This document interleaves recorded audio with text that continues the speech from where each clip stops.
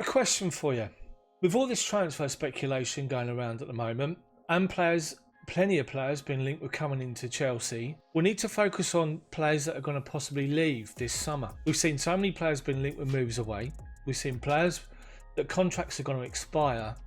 But there's one player in particular that has caused debate ever since he signed for the whole of last season, for certain parts of this season, and now again, with his name being linked with a move back to join Maurizio Sarri. I just want to focus on Jorginho and what could potentially happen this summer and the options we've got in our midfield. Should we keep Jorginho or should we sell him? We're going to get into this. Let's get cracking.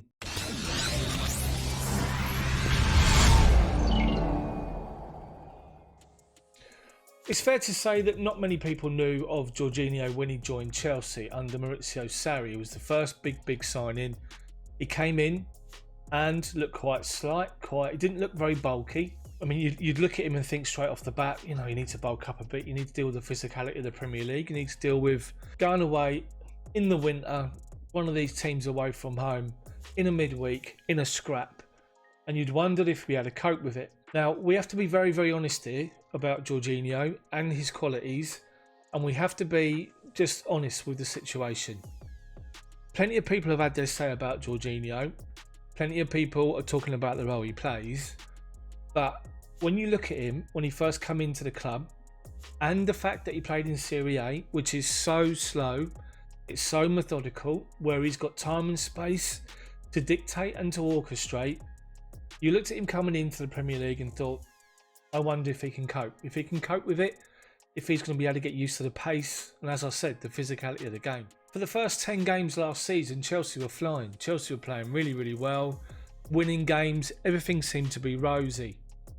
But what became clear was the situation with Jorginho. Everyone could see that he was the main man that starts the tempo of our game. It starts to dictate our play. Everything goes through him.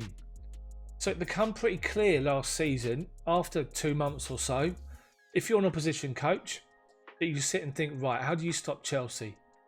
You stop Jorginho, and you're halfway there, 3/4 of the way there. And gradually that's what happened over the course of the remainder of the season, and it was quite an eye-opener.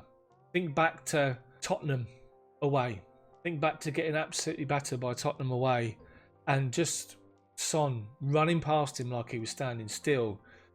Jorginho became a person that he became isolated. He was shut down. He didn't have the time. He didn't have the space.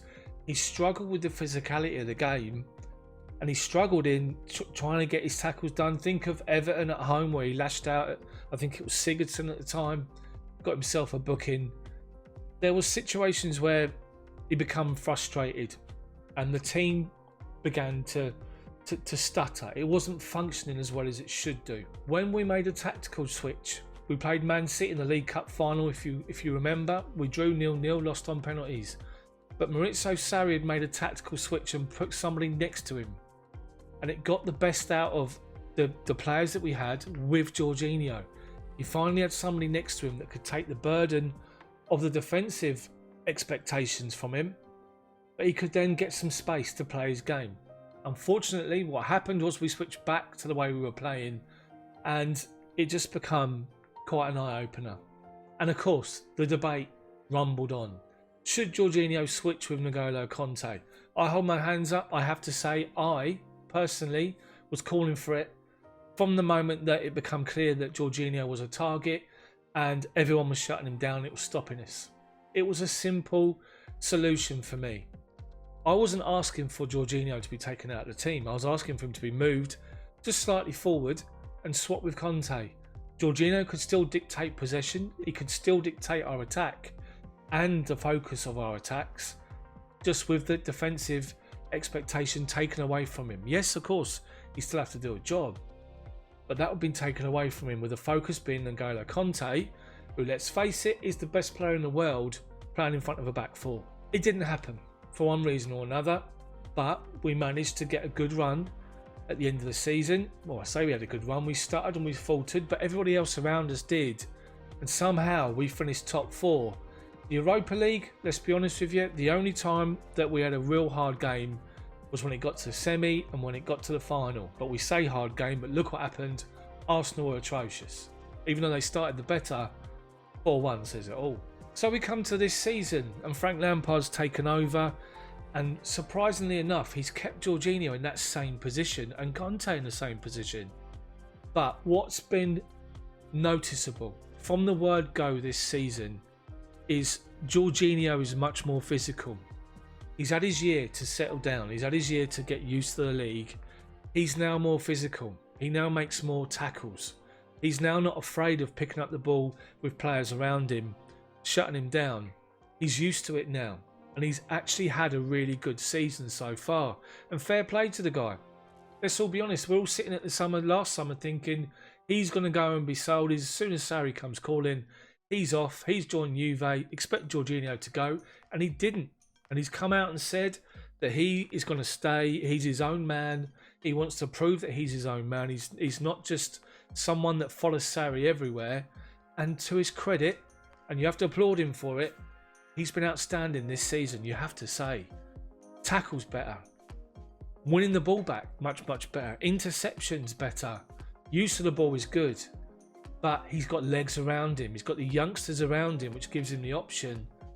And I just think this whole season has been maybe 25-30% better than it was last season for Jorginho in particular.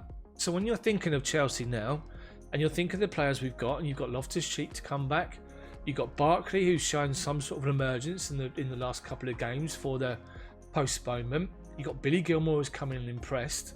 You've got Maurizio Sarri, player of the season, without question. And you sort of think, we're actually all right. We're set in the midfield here. But the problem is, we now see a report earlier this week, or last week, Maurizio Sarri's coming calling. 35 million for Jorginho to go back to Italy and to join Juve. And my head tells me he's going to go. My heart tells me he's going to go. I think he's come here and he's proven that this season in particular that he can cope with the Premier League. Whether or not he wants to be part of Frank Lampard's long-term plan going forward, I'm not so sure. I think the lure of Juve and titles, more or less immediately with Juventus, seeing how far Chelsea are away from City and Liverpool, will be too much of a draw with Sarri, and he'll go. Now, I personally think we should hold on to him because I think he gives us that bit of quality. You think last season we had Eden Hazard, who was creating, crafting, but also don't forget Cesc Fabregas to a point. Since Cesc Fabregas gone out of that side, we're lacking someone that can really create and craft from midfield. We get to a point and then we give it to somebody else, but someone who can find that killer pass on a regular basis. You think of what Fabregas did for Chelsea, outstanding. Him and Costa, brilliant, absolutely brilliant. Does Jorginho give Chelsea that at the moment? I think he's beginning to, but we've all seen his assist record first season. We've all seen his assist record this season. Although he is improving, needs to be better, should be better with someone with his ability. That's why I'm saying if you play him further forward, then you're going to get that from him. More and more assists, surely. But, again, Hazard's also gone. You got Hakim Ziyech coming in, Pulisic, Hudson-Odoi, Mason Mount. All players that can create something from nothing, especially Ziyech. And I can't wait for him to come in and Pulisic to come back. Those two in tandem, with Hudson-Odoi fighting for his place as well. I can't wait for it. I really can't wait for it. But this is where the likes of Philippe Coutinho is being linked with Chelsea. He can come in and be the Fabregas. He can be the player that Jorginho isn't at the moment. And that's important. Because we need someone that can unlock the door. When you're sitting playing 10 players behind the ball and you're away and you're struggling to break people down, you need the spark. Yes, we're going to have them wide, as I've said. But sometimes you need it from midfield. Maurizio Sarri improved so much, player of the season, without question. But he's really not that person. He's someone that will drive from defending in our own half, drive forward and then give it out wide, or or take a shot on or something like that. He's not really the person that can unlock the door, even though he's got it in him. So that's why the Coutinho's been linked, because he can do all that. In number 10, he can do it wide. So you then have to ask yourself the question about Jorginho. Is he someone that's irreplaceable? Personally, I don't actually think that he is. If I ask you guys the question now, put in the comment section below, would you sell him, would you keep him? But the second part to the question I'm asking this video, when everyone's fit next season, in our midfield, if we play 4-3-3, does Jorginho make it into your first team? Your 3-man midfield? That's what I'm asking. For me, he doesn't. My midfield 3 would be KANTE in front of the back 4, if we can hold on to him, of course. Ruben Loftus-Cheek, box to box, Mateo Kovacic. Those 3, for me, are top. They're different qualities. They'll tandem perfectly. You've got the glitz and the glamour of Loftus-Cheek. You've got the drive, you've got the skill of Mateo Kovacic, and you've got the guile and tenacity of N'Golo Kante. Chelsea need to hold on to Kante without question. Forget Real Madrid, they can bugger off. If Kante goes, you keep Jorginho. If Jorginho goes, you keep Kante. I think we all agree who we keep over the 2 of those. It would be N'Golo Kante all day long. But then you look at the rest of our midfield. As I say, Ross Barkley can be someone that comes in and he can be the Ruben Loftus-Cheek box to box or the Kovacic. Billy Gilmore can come in and he can be a Loftus-Cheek sort of character or a N'Golo Kante. Obviously, he's got to make marked improvements with his defensive side of his game, but his use of the ball and his composure at such a young age is brilliant to see. So I think we're pretty much set. So for me, I think that if Jorginho wants to go to Italy with Sarri, if he wants to try and fight for a title straight away next season with a massive chance to win it, then he's going to go. But it's just a situation with Jorginho. I think the guy has done great this season compared to last season. There were so many questions last year. There was so much debate last year, and he's pretty much put it to bed. As I said, the surprising thing was Frank Lampard actually picked him in the position where everyone was criticising Sarri for. I still think there could be that switch. Kante in front of the back 4. I think that'll ease our defensive issues and stop the amount of goals we're conceding. But I still think Jorginho, while Loftus-Cheek is battling back, can still do a job there. So that's just what I think about the whole Jorginho situation. I wanted to do a video like this because I saw the report come out and I just thought, oh, here we go again. This is something that we've all been expecting for a year, and it's happening. So, Chelsea fans, answer the 2 questions. Would you sell or keep Jorginho? If you keep him, does he make your starting 11 next season with everybody fit? With no other signings, the squad as it is, does he make your starting 11? And if he's not in your starting 11, I think you found your answer to question 1. If you've liked the video, then do me a favour, smash that like button for me, smash the hell out of the like button for me, then subscribe to the channel, hit the bell for notifications as well to make sure you're notified when my videos come out. Now, my videos are normally the 5-minute news bulletins every day, all the latest stories that have caught my eye last 24 hours, but I'm also doing these extended videos where we get a little bit more in depth on the channel. They're being received well, so I just want to do it. So hopefully you've enjoyed it. Hopefully it's made you think about 1 or 2 things, and you might agree with me, you might not agree with me. Just post your comments in the comment section below. Thanks so much for watching. Thanks for your support.